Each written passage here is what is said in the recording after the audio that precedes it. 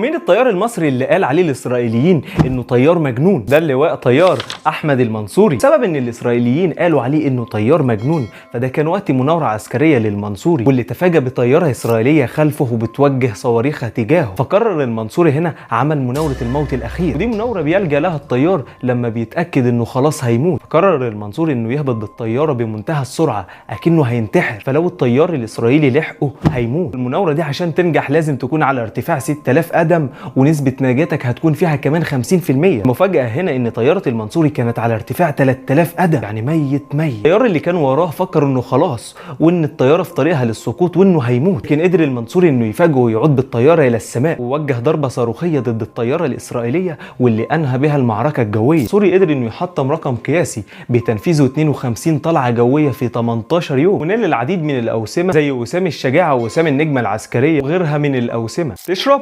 سلام.